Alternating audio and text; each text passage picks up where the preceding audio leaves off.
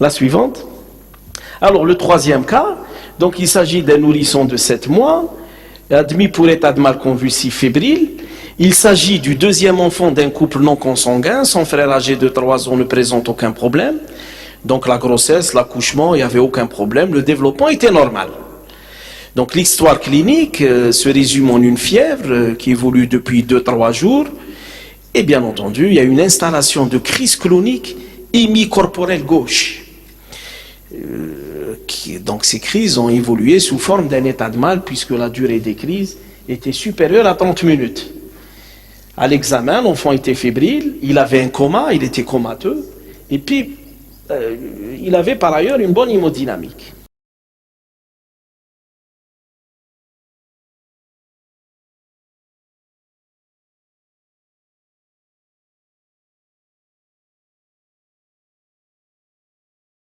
Venu en crise. Là, je vous ai montré un tout petit peu une situation un tout petit peu différente, dans le sens où lorsque vous recevez un enfant qui est en pleine crise, ça veut dire déjà que la crise est prolongée. Le fait qu'il arrive à l'hôpital alors qu'il est en train de criser, ça veut dire que la crise, c'est synonyme d'une crise prolongée.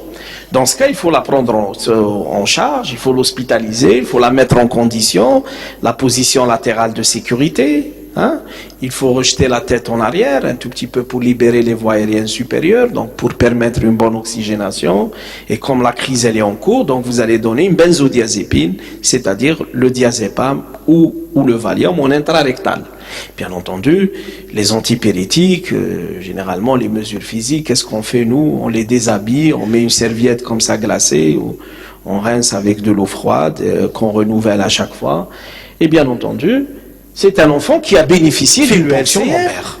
Le problème, c'est qu'il était normal. Il a 7 mois, il a de la fièvre. Quand vous recevez un enfant comme ça, il a des troubles neurologiques, dans le sens où il a des crises fébriles partielles.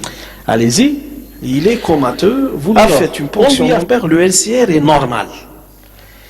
Quelle est la deuxième hantise diagnostique? Faut penser à quoi?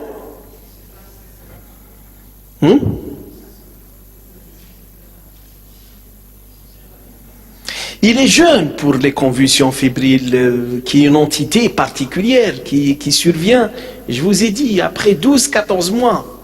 Là, il est très jeune. Il fait des crises cloniques, partielles. Il a de la fièvre, il a beaucoup de fièvre. Il a un examen neurologique perturbé dans le sens où il y a une altération de la conscience. C'est-à-dire avant de penser au syndrome de Dravet, quelle est la hantise? C'est vrai que c'est une possibilité. Crise prolongée, fébrile chez un jeune nourrisson, ça peut être un syndrome de Dravet. Mais avant d'arriver au syndrome de Dravet, qu'est-ce qu'il faudrait éliminer comme situation d'urgence? C'est une encéphalie. Très bien. C'est une encéphalie herpétique. C'est pour ça que je dirais que les encéphalites herpétiques, chez le tout petit, chez le jeune nourrisson, ont une évolution assez stéréotypée. L'encéphalite herpétique touche volontiers le jeune nourrisson, c'est-à-dire l'enfant de moins de 12 mois. Ce sont des nourrissons qui font beaucoup de fièvre, énormément de fièvre. Ils vomissent et vers le 3e, 4e jour de fièvre, ils commencent par faire des crises partielles. Elles sont brachiocéphaliques, c'est-à-dire elles touchent le visage, c'est des clonies du visage et des clonies des membres. Ce sont des crises qui évoluent sous forme d'un état de mal. Après, vous allez assister à une altération progressive de la conscience. Lorsque vous faites une PL, vous éliminez une méningite purulente. On peut éliminer une situation d'abcès cérébral peut-être. Mais la hantise reste quand même l'encéphalite herpétique. D'autant plus que le LCR peut être normal dans l'encéphalite herpétique. Nous, lorsqu'on a pris comme ça des dossiers d'enfants victimes, de nourrissons victimes d'encéphalite herpétique, une dizaine de dossiers, on a analysé leur LCR, il est dans 80% des cas normal. C'est-à-dire vous avez un LCR normal avec une protéinorachie qui est vraiment borderline, elle est 0,6, 0,55, mais avec des cellules normales. Donc on les a considérés comme l'erreur qu'on a faite, ou l'erreur que les gens font, c'est de les considérer comme étant des convulsions fébriles complexes. Et oui, ils sont jeunes, ils font des crises partielles, elles sont prolongées, donc ils ont été catégorisés comme étant convulsions fébriles complexes.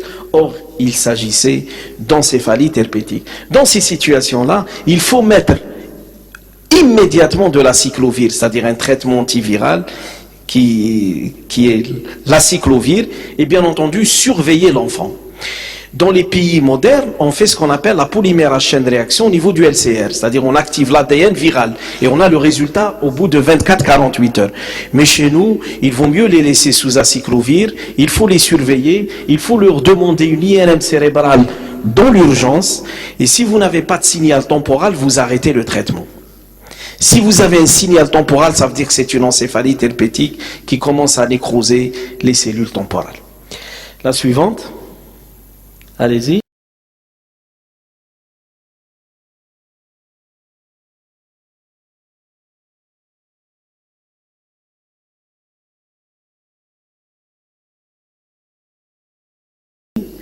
Quel serait alors le diagnostic supposé? Donc j'ai éliminé, dans les situations aiguës, il faut éliminer les situations d'urgence. Le plus souvent infectieuses, que ce soit un abcès ou là une encéphalite herpétique. Après, c'est pas une méningite, c'est pas une encéphalite, c'est pas un abcès du cerveau.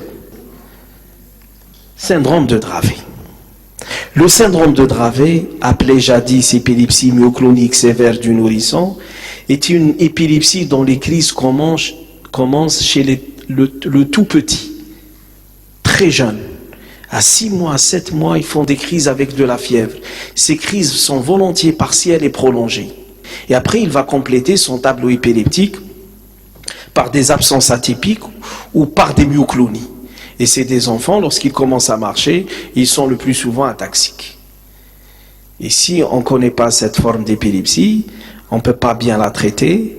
Donc les crises vont retentir sur le cognitif de l'enfant. C'est pour ça que ce type d'épilepsie est considéré comme une véritable encéphalopathie épileptique. C'est-à-dire ce sont les crises qui retentissent sur le développement de l'enfant. Donc en cassant, en maîtrisant, en contrôlant les crises, on peut espérer que ces enfants aillent un tout petit peu mieux. Mais maintenant, on est sûr que ce sont des épilepsies génétiques parce qu'on a des mutations. Donc maintenant, on est sûr que la mutation a une part par rapport au développement, par rapport au retard de l'enfant. Donc il n'y a pas que les crises, mais aussi la mutation génétique qui a une part prépondérante dans le retard cognitif de ces enfants.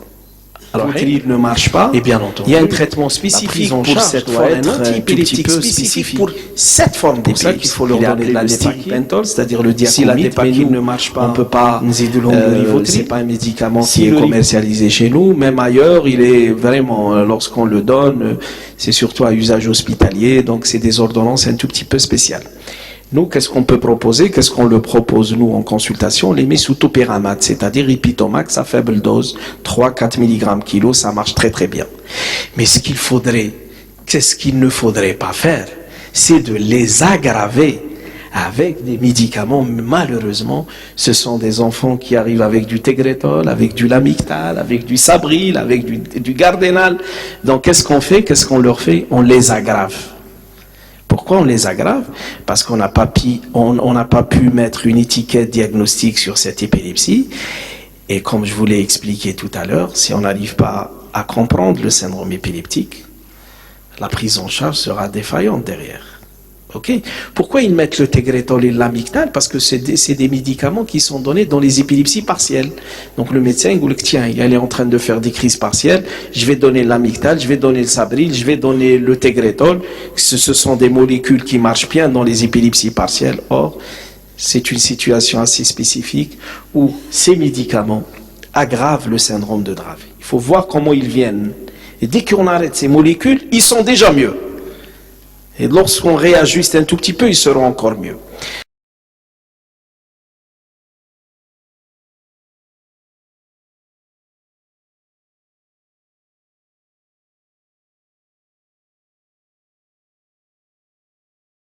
Abonnez-vous à la chaîne Poster Vision pour être au courant des nouveaux cas cliniques à discuter.